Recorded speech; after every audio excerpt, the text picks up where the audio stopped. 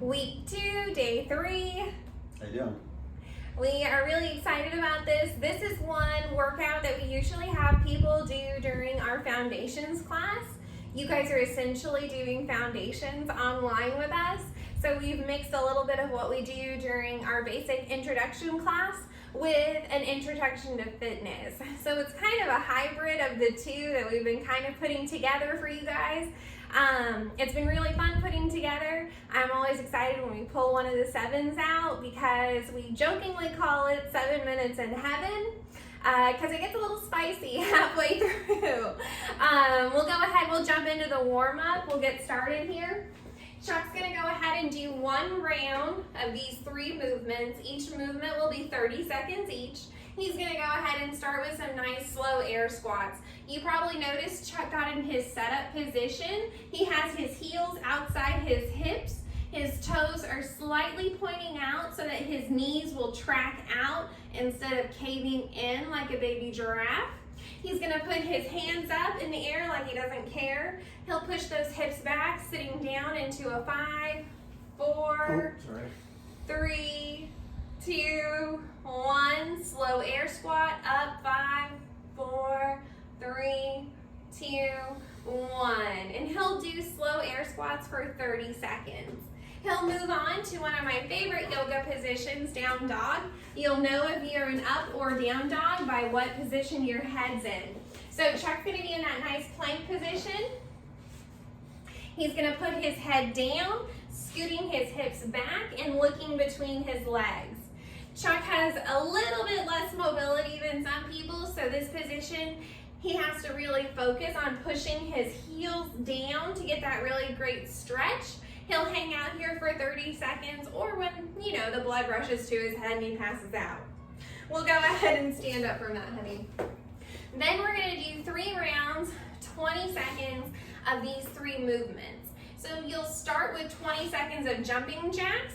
With our jumping jack, you can go ahead and scale this up and down just like every other movement that we do in CrossFit. So Chuck's gonna show us a traditional jumping jack. He's gonna go pencil star. Good. Very nice. From there, he's gonna go ahead and take 1 step out and bring his hands up at the same time. Step back in and out and in. So we can scale that movement with a jump or without, depending on if we're able to do that. Then he'll do 20 seconds of air squat jumps. It's exactly what it sounds like. He's gonna do an air squat and then jump. Squat, jump, squat, jump. With this, it's hard to stay in your heels. So I always like to tell myself that my bottom weighs 1,000,000 pounds and then my bottom will push back and down so I don't roll on those toes and hop forward. From there, Chuck's gonna do 20 seconds of mountain climbers. He'll be in that nice little piked position. He's gonna bring 1 knee to his elbow and back. If hopping isn't where we're at yet, you can do this as a step in, step out movement, or you can go ahead and add that hop and get a little bit of a beat, a rhythm to it. You'll do jumping jacks, air squats, and mountain climbers for 3 rounds, 20 seconds of each movement. From here, you'll get a little bit of a rest, take a drink. We're gonna set our clock for 7 minutes. We'll do the 7s, which is an AMRAP, as many rounds and reps as possible in 7 minutes of 7 burpees, 7 odd object to overhead. This is a new movement today. And 7 odd object rows. You'll do 7 on each arm. So with this, you're going to need a spot where you can get down on the floor and an odd object. Chuck's going to use our bleach bottle, but you could use whatever you have around the house. The biggest thing that we want to focus on with those odd object to overhead is using our bottom to pick it up from the floor, using our legs, and then jumping the object over our head. So we'll start by talking about our burpee. We'll go from the easiest version to the hardest. So Chuck's gonna come over to the wall.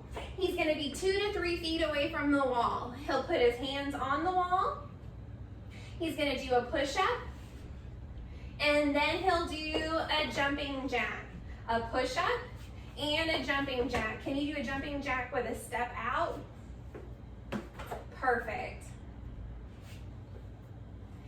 From there, Chuck could go to an elevated station. You could use a bench, the bottom of the couch. You could use a lawn chair, whatever you have around. Chuck's gonna go ahead, put his hands on the bench. He'll step 1 foot back, then the other. He'll do an elevated push-up, step forward, a step out, jumping jack. He'll do a step back, push-up, step forward, a step out, jumping jack. Perfect. From there, you could go ahead and make it a little harder by doing a jumping jack.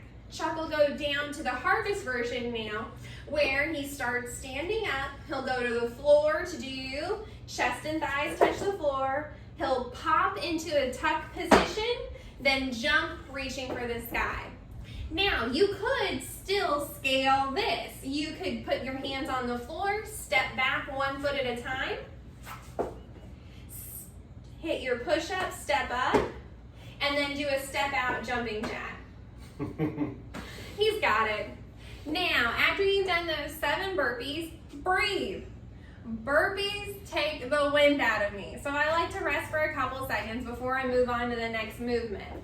You are gonna need an odd object. Instead of it being in just one hand, you're gonna pick it up with both hands. So Chuck's gonna step up to his bleach bottle. He's gonna have his heels on the outside of it. He's going to stand tall, and then he's going to jump it over his head. Good. Go ahead, do it slow one more time. Jump and drop underneath. Now he'll do it full speed, and you'll get to see how his legs literally jump the object overhead. And jump and drop underneath. Now, this movement, whenever you come into a classic gym, you'll actually do what's called a thruster. But because I love you, we're not gonna do thrusters yet. So, after you've done your 7 odd object to overheads, you'll do 7 odd object rows. I know we do a lot of rows, but one of the most important things that we can do in CrossFit is to strengthen our shoulder girdle, and that includes our lats and our biceps. When we work on those 2 muscle groups, we're building the strength and the ability to do pull-ups. You might think right now pull-ups are crazy and way out of your reach, but they really aren't if we keep doing these kinds of movements. So Chuck has one hand on his knee to stabilize.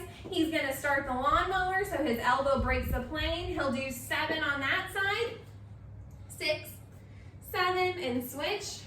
1, 6, 7, and he'll put his bleach bottle down. That would be considered 1 round. Then he would move on and repeat that round over and over as many times as he could in 7 minutes. Your score, let's say that Chuck finished 7 rounds and 7 burpees, his score would be 7 and 7. Now, like I said earlier this week, we're gonna slowly increase the amount of time that we're jogging. So, our walk to run today is gonna be 7 minutes of running, jogging, or a nice brisk walk. A lot of times whenever we start running, we come out of the gate really, really hard, and we want to run so much because we think if we do something more and more, we get better and better at it. We do, but we want to work at getting 1% better every day. That 1 little percent is going to add up and add up and add up to the point where it starts being an exponential growth. So we just want to work on getting 1% better. So instead of 5 minutes like we did on Monday, today we're going to do 7 minutes. We're going to get just a little bit better each day because it's really hard to be really, really great at everything. So we aim to just be okay at most stuff. So that's what we're working toward, is building a habit of working out and drinking water this week. Make sure that you get your 8 ounces of water each day, and we're making an appointment with ourselves to work out. As today is Wednesday, it might be your rest day. So you could do an active rest day where all you do is your 7 minutes of jogging, running, or brisk walking, and maybe 7 to 10 minutes of stretching. We want to incorporate in our schedule days we work out and days where we have active recovery. We might take the kids for a walk. We might ride the bike with the fam, take the dog for a walk, something like that. We want to make sure we're giving our muscles time to grow and to rest and recover. It's a really big part of fitness that people forget about. They want to work out every single day for 4 weeks, and then they get burnt out, broken, and hurt. We want to work out 2 days, rest a day. Work out 3 days, rest a day. Or many of us do Monday, Tuesday, rest Wednesday, work out Thursday, Friday, rest Saturday and Sunday. It's whatever fits your schedule best and sustainable. We want to make sure that we're building sustainable habits that will last forever instead of just a crazy, wild fitness program we do for a couple weeks and then we get bored and put it away. So, fitness, water, rest. I hope you guys have a great Wednesday and you're happy to be halfway through the week, guys. See ya.